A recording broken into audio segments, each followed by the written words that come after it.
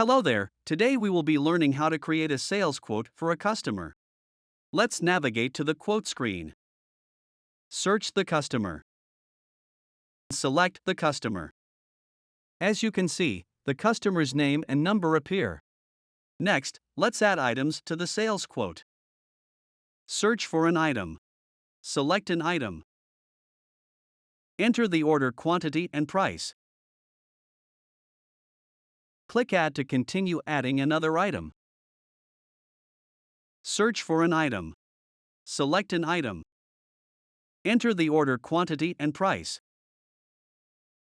When finished adding items to the sales quote, click Add Item Changes to finalize the items entered into the sales quote. As you can see, the total is displayed. Click on Preview to view the PDF preview of the sales quote and then submit the sales quote. After submission, you will be able to view the preview of the sales quote and confirm that it has been submitted.